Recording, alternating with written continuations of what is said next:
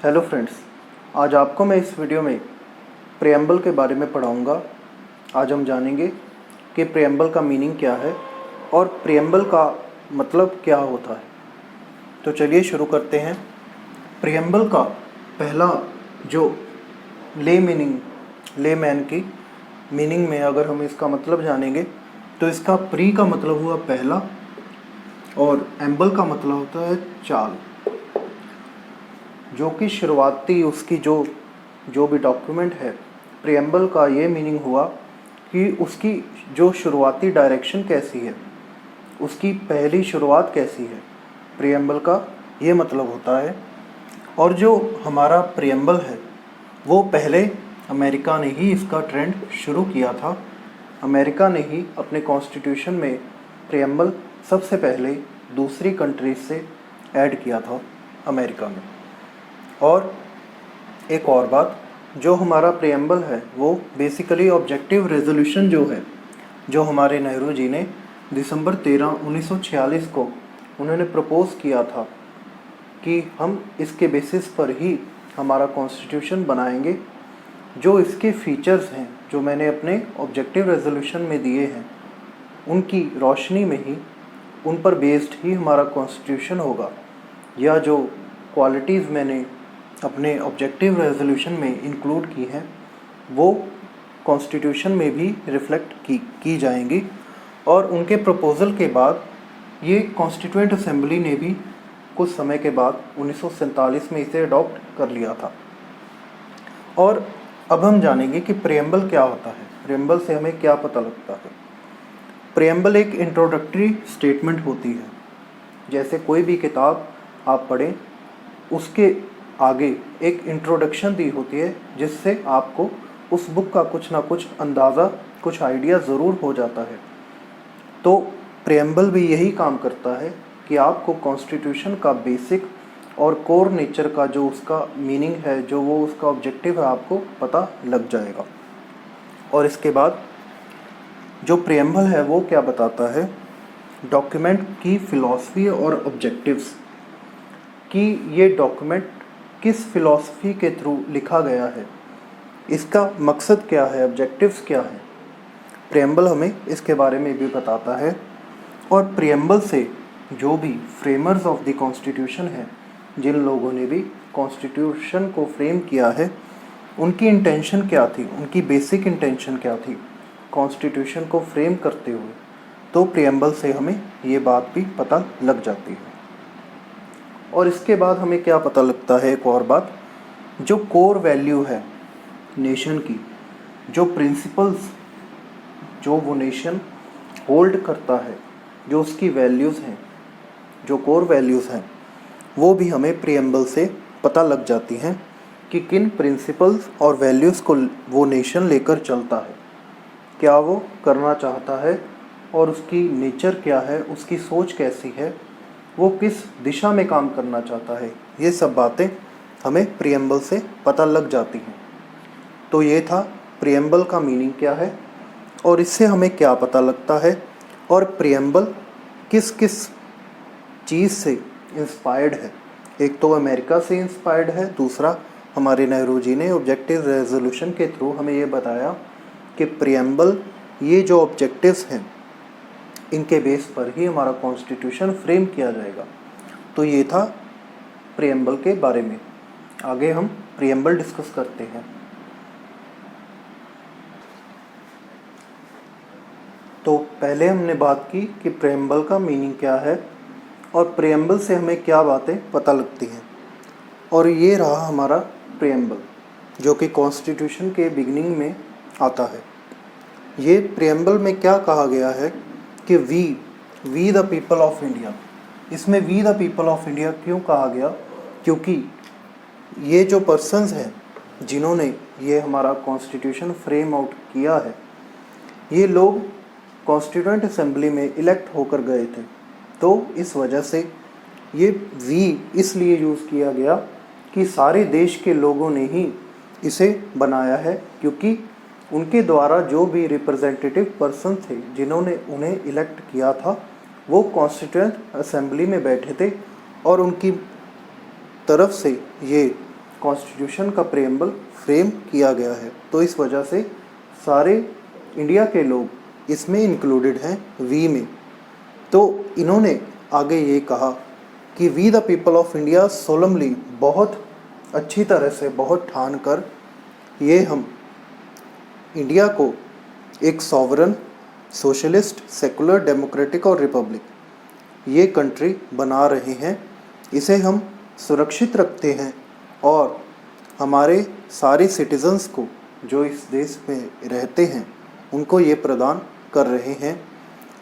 इन्होंने sovereign word इसलिए use किया क्योंकि पहले हम ब्रिटिश की गुलामी में थे।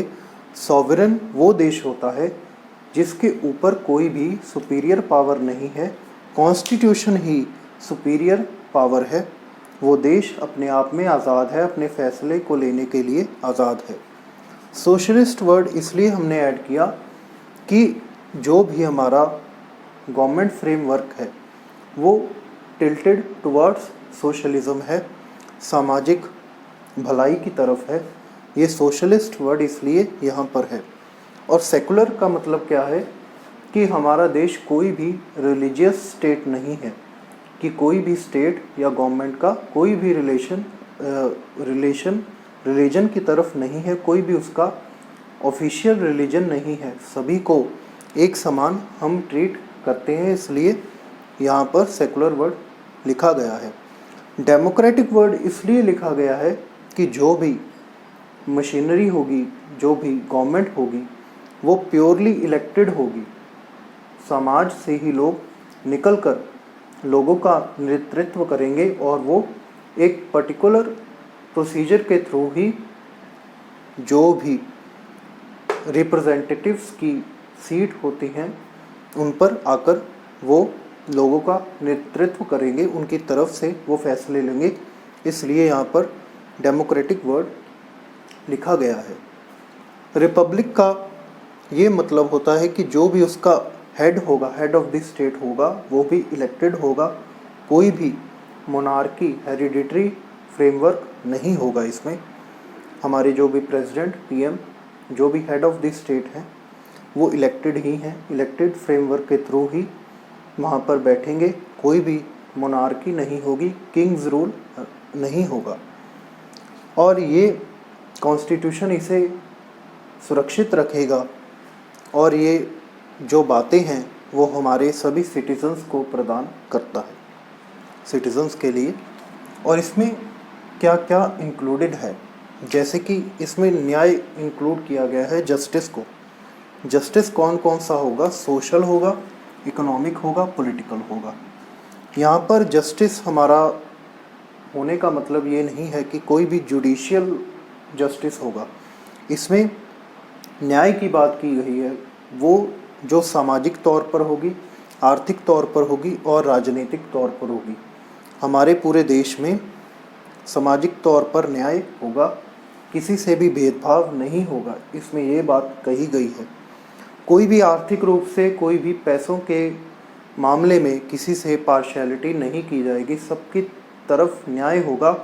ज़्यादा से ज़्यादा ये कोशिश की जाएगी कि सब लोगों के साथ एक सा व्यवहार हो, सबको आर्थिक रूप से सहायता दी जाए और एक मिनिमम स्टैंडर्ड उनके पास हो। इसकी तरफ ही हमारा प्रेम्बल इशारा करता है। राजनीतिक तौर पर भी न्याय यही कहा गया है कि राजनीति जो होगी वो डेमोक्रेटिक होगी, इलेक्टेड रिप्रेजेंटेटिव्स होंगे, साफ़ सुथरी राजनीति होगी। किसी भी समाज और किसी भी जगह से, किसी तबके से, किसी लोगों से कोई भी भेदभाव नहीं होगा। ये इस न्याय की बात यहाँ पर की गई है। जो यहाँ पर लिबर्टी है, आज़ादी है, वो हमें विचारों के हाव भाव व्यक्त करने की, हमारे विश्वास की, किसी चीज़ में विश्वास रखते हैं और किसी भी चीज़ को पूजने में, मानने में, ये हमें आज़ादी पूरी तरह से दी गई है। ये जो सेकुलर वर्ड है ये 42nd अमेंडमेंट के थ्रू ये ऐड किया गया था ये पहले, और सोशलिस्ट वर्ड भी पहले नहीं था। इसके ऐड ना करने से पहले, जब ये ऐड नहीं किए गए थे उससे पहले, इसका मतलब ये नहीं था कि हमारी कंट्री सेकुलर और सोशलिस्ट नहीं थी, वो पहले भी थी। पर उन्होंने अच्छा समझा कि इसको व्यक्त तौर पर जाहिर ही कर दिया जाए कि हमारी जो भी कॉन्स्टिट्यूशन या गवर्नमेंट का जो भी मंतव्य है, उसका जो भी मोटिव है, वो सेकुलर और सोशलिस्ट ज़रूर है। तो ये सेकुलर का ही फीचर है जो ये लिबर्टी है, क्योंकि विचार, हमारे जो भी हाव भाव, जो हमारा विश्वास, किसी चीज़ में मानना और किसी भी चीज़ को पूजना, कैसे भी पूजना, वो हमें आज़ादी दी गई है इस प्रियम्बल के थ्रू। और कॉन्स्टिट्यूशन में हमें ये बताया गया है। और जो समानता है, जो सोशलिस्ट वर्ड से आती है, जो हमारा प्रियम्बल है, वो हमें ये बताता है कि जो ये समानता है वो किस चीज़ में है, स्टेटस में है, अपॉर्चुनिटी में है। और इन दोनों चीज़ों को सभी के तरफ हमने प्रमोट करना है, फैलाना है। स्टेटस में हम क्या देखेंगे, ये स्टेटस आप दुनियावी इमेज भी देख सकते हैं कि दुनियावी तौर पर किसी का जो भी मान सम्मान है, कोई भी लेवल ऑफ लिविंग है, वो उसमें इक्वालिटी बनाने में हम कोशिश करेंगे। कोई भी जो हमारी सोसाइटिकल फ्रेमवर्क होगा उसमें बहुत ज़्यादा डिफरेंसेस नहीं होना चाहिए, बहुत ज़्यादा गरीबी और बहुत ज़्यादा अमीरी के लोग नहीं होने चाहिए। सब समाज में एक समानता होनी चाहिए और सब लोगों को अपॉर्चुनिटीज़, कोई भी मौके हों, वो सबको बराबर तौर पर ही दिए जाएंगे। ये अपॉर्चुनिटीज़ कई तरह की हो सकती हैं, ज़्यादातर आप सामाजिक और आर्थिक रूप में ही इसको समझ सकते हैं कि अपॉर्चुनिटीज़, इसके बारे में ही बात की गई है। और जो फ्रेटर्निटी है, इसको हम भाईचारा कहते हैं, ब्रदरहुड की बात करते हैं। ये जो फ्रेटर्निटी है, ये एश्योर करती है, ये पक्के तौर पर ये समाज में देखती है कि एक इंडिविजुअल का, किसी भी एक व्यक्ति का भी जो उसका मान सम्मान है, उसको बचाने में ये कोशिश करेगा कि उसका भी मान सम्मान, जो एक व्यक्ति भी है, आम व्यक्ति, उसका मान सम्मान होना चाहिए। उसकी कहीं भी कोई भी बेइज्जती या उसको प्रताड़ित नहीं किया जाना चाहिए। और जो यूनिटी है और सच्चाई है, वो हमारे देश की रहेगी ही रहेगी, इसमें ये बात की गई है। और ये था प्रियम्बल। और आखिर में हमारे जो भी फ्रेमर्स थे प्रियम्बल के, कॉन्स्टिट्यूशन के, उन्होंने ये आखिरी बात कही कि हम ये कॉन्स्टिट्यूएंट असेंबली में इस तारीख को 26 डे ऑफ नवंबर 1949 को हम ये प्रियम्बल और एक कॉन्स्टिट्यूशन हम लागू कर रहे हैं, ये प्रदान कर रहे हैं हम खुद को। ये कॉन्स्टिट्यूशन, हम कौन थे? सारे नेशन के लोग, ये हम अपने आप को ही प्रदान कर रहे हैं। इसमें एक और बात क्या है, जो 42nd अमेंडमेंट के थ्रू 4 वर्ड्स इस प्रियम्बल में ऐड किए गए, जो मैंने पहले ही अंडरलाइन किए हुए हैं, जो एक था सेकुलर, सोशलिस्ट और एंड और इंटेग्रिटी। ये जो 4 वर्ड थे वो 42nd अमेंडमेंट के थ्रू इस प्रियम्बल में ऐड किए गए। ये वही प्रियम्बल है जो नेहरू जी के ऑब्जेक्टिव रेजोल्यूशन में भी मेंशन था, बिल्कुल ही हूबहू। अगर आप तो अब हम बात करेंगे कुछ केस लॉस के बारे में जो प्रियम्बल से रिलेटेड हैं, जो बहुत ही इम्पोर्टेंट है। उसमें पहला केस लॉ है रे बरेबरी यूनियन केस। इस केस लॉ में सुप्रीम कोर्ट ने क्या कहा कि preamble is not a part of constitution, कि उसका एक्सप्रेसली पार्ट नहीं है, प्रियम्बल अलग है। इसमें ये क्वेश्चन किया गया था कि हम प्रियम्बल को अमेंड कर सकते हैं, जैसे कि हम दूसरा कॉन्स्टिट्यूशन का कोई भी हिस्सा अमेंड कर सकते हैं। तो इसमें ये कहा गया कि प्रियम्बल कॉन्स्टिट्यूशन का पार्ट नहीं है, तो आर्टिकल 368 के अकॉर्डिंग हम प्रियम्बल को अमेंड नहीं कर सकते। बट ये जो रूलिंग थी वो केशवानंद भारती केस में सुप्रीम कोर्ट ने पलट दी और उसमें ये कहा कि प्रियम्बल कॉन्स्टिट्यूशन का पार्ट है। इसका मतलब ये हुआ कि कॉन्स्टिट्यूशनल प्रोसीजर के थ्रू आर्टिकल 368 के अंडर हम इससे अमेंड भी कर सकते हैं। ये आम तौर पर दूसरे कॉन्स्टिट्यूशन के पार्ट के जैसे ही प्रियम्बल भी अमेंड किया जा सकता है, जो केशवानंद भारती में हमें बताया गया। और इसमें एक और केस लॉ है, Sajjan Singh versus state of Rajasthan. इसमें ये कहा गया कि जो प्रियम्बल है वो पूरा सम और निचोड़ है कॉन्स्टिट्यूशन का, जो हम प्रियम्बल से जान सकते हैं कि इसका कोर इंटेंशन ऑब्जेक्टिव क्या है, इसका पूरा निचोड़ क्या है, ये हम प्रियम्बल से जान सकते हैं। और ये रिप्रेजेंट करता है उसकी विचारधारा, उसके आइडल्स और उसकी सोल और स्पिरिट, उसकी आत्मा क्या है, उसकी सोचनी कैसी है प्रियम्बल की, कॉन्स्टिट्यूशन की हमें प्रियम्बल से ये पता लग जाती है। इस केस लॉ में ये बताया गया। और union government versus LIC of India में सुप्रीम कोर्ट ने ये कहा कि जो प्रियम्बल है वो बहुत ही ज़्यादा ज़रूरी है, इम्पोर्टेंट है।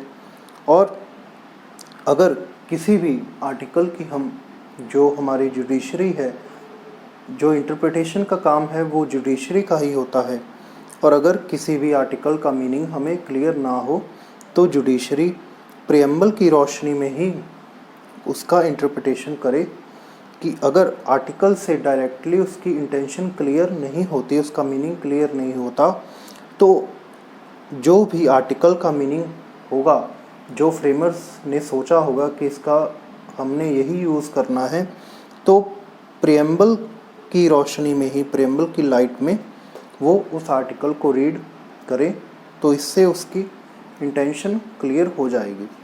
और इसमें एक बात और है कि प्रियम्बल की कोई भी एनफोर्सेबिलिटी नहीं है, वो दूसरे आर्टिकल्स के अकॉर्डिंग या उनकी तरह ही इससे कोई भी पावर डिराइव नहीं होती। इसे हम किसी लॉ के जैसे एनफोर्स नहीं कर सकते, ये एनफोर्सेबल नहीं है। पर अगर कोई भी हमारी पार्लियामेंट कोई भी ऐसा लॉ, नया लॉ लेकर आती है जो हमारे प्रियम्बल के साथ तालमेल नहीं खाता, उसके बेसिक स्ट्रक्चर के साथ, जो कॉन्स्टिट्यूशन का बेसिक स्ट्रक्चर है वो हमें प्रियम्बल से पता लगता है, और वो प्रियम्बल के साथ नहीं मैच करता, वो उसके अगेंस्ट जाता है, तो वो लॉ वायलेट करेगा बेसिक स्ट्रक्चर को।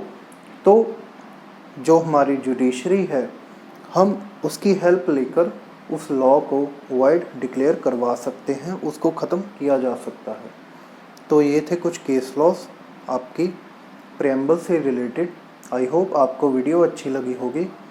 आप लाइक, शेयर और कमेंट ज़रूर करें। अगर आपको प्रियम्बल अच्छे से समझ आया हो तो आपका ये वीडियो को देखने के लिए बहुत बहुत शुक्रिया।